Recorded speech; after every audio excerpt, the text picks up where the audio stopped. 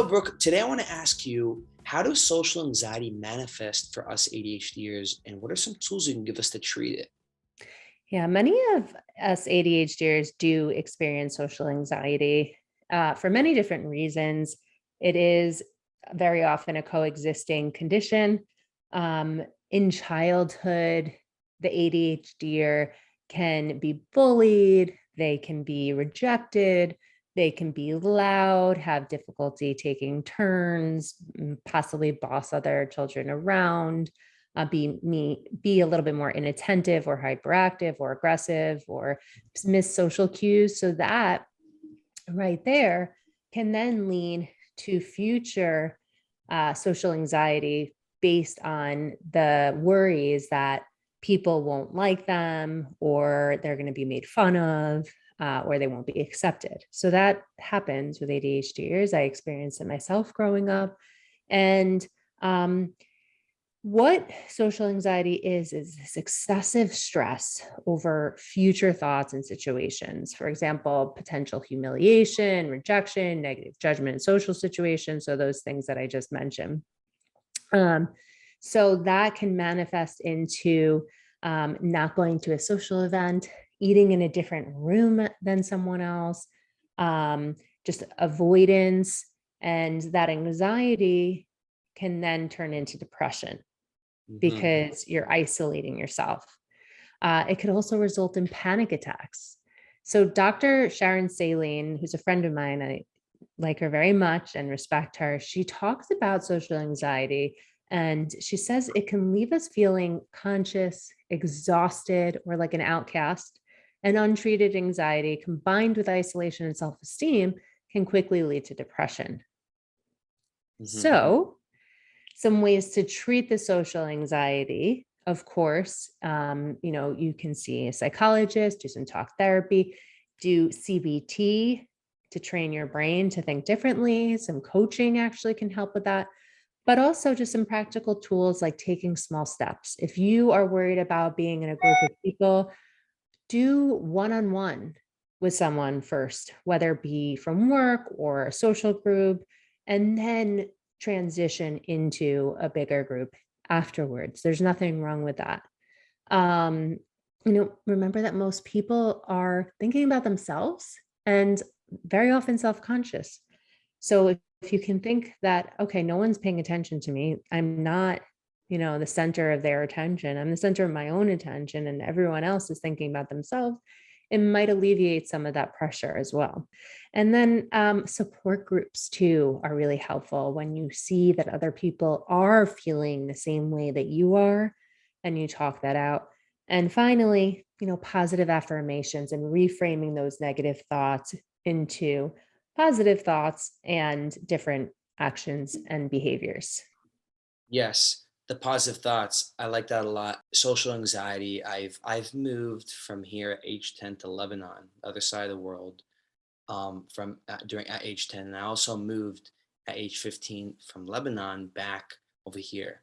So I've experienced a shift in culture twice in my life, major shift, and I've come to a big speed bump, and social anxiety was one of the issues I was dealing with. I the tool that I want to give everybody is what I've learned along the way is mindset. You need to understand that we all have different brains. I always like reminding myself that we're all humans. We all have flaws. We all have stresses. We all make mistakes. We all worry, and a lot of us, and to keep it real with you, I think you always want to try and remind yourself that that's the best part about being human. And even when you doubt that it is, always try to remind yourself that's what makes us human. It's what brings us together. Embracing that we're all in this together, and it's our jobs as human to keep us all together and stay positive, socialize, enforce one another, and stick with each other with our flaws. That has always helped me. Sometimes I have issues, social anxiety, and I'm like, I'm just kind of a little nervous, and I walk away. I say something I didn't want to say, and I'm like, darn it, why did I say that? Or I could have handled that better. My anxiety got to me, but then I remind myself we're all humans. We all make mistakes. This is a chance for me to grow, and move on. And in the end of the day, we all have our own flaws.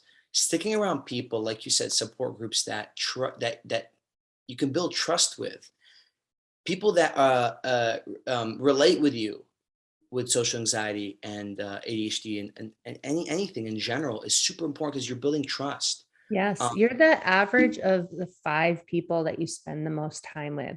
And as a child, it's really hard because we're egocentric as a child to understand that people that we associate ourselves with might not be the right people. And once you get older, I'm 37 now, I continue to understand who are the right people for me based on my values and who lifts me up. And um, rather than being with someone who puts me down, which then can create that social anxiety again. So I think that's huge. yes, and I think for someone to figure that out and develop that, oh, I know I can trust this person now. I've gone through, I've realized who's right and who's wrong. It's challenging yourself. Take risks, go to different surroundings, different workplaces, different jobs, and just throw yourself in there in that social setting. When I got my job as a server, I trained for 3 days, and that's usually how everybody trains. And I was the youngest server at the restaurant I worked at. I made a mistake with my first table, and it was really bad, and I just froze up. Asked for the manager, and it wasn't good. I talked to my manager. I was like, "Listen, I can do better." I challenged myself. I didn't want to say that. I want to tell him I don't want to be a server. This is not for me. This was back when I was 17 years old. This is not for me. And I challenged myself. I said, no, I know I can fix this. They gave me 3 more training days. And listen, next time I figured out how to do better in that specific situation. There's other situations that are tough, but that growth in that a certain situation will help you in other situations. Um, Yes, I love that. That's like exposure therapy. So you are conquering some of your fears. You, of course, were worried, but you stepped out of your comfort zone and you tried it again. Mhm. And I knew at the workplace because I had some of my coworkers. I was a busboy there for almost a year. I knew who I could trust, so I would go and vent to some of my coworkers. I had to tell them, "Hey, this happened to me." And they uplifted my energy. So they talked to me, "Hey, it's okay. These things happen to me." So having that person who reminds you it's normal, it's happened to me too, is awesome. Someone that makes you feel positive. And one more really important thing I want to bring up, surroundings are key, mindset is key. And I think trying to increase your self-confidence, and I bring this up so much, working out and staying healthy. I think it has helped me very big time in the past. Working out and staying healthy helps you boost your self-confidence. It's an anxiety reliever, it's a stress reliever, and you get to walk out of there feeling great. Oh, I'm working towards a goal, whether it's getting skinny, whether it's gaining weight, muscle, whether it's this, whether it's that, whether it's just being healthy in general, just staying healthy and having a great diet. I think that boosts your confidence just Yeah. within yourself. Yeah.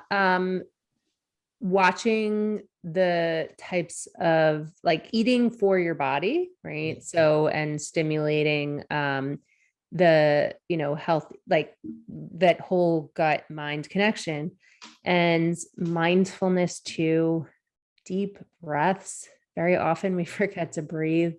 I know the Apple Watch, reminds you to breathe, but Daniel Amen just talks about like laying on your back and holding your stomach and taking really deep belly breaths and breathing in and breathing out.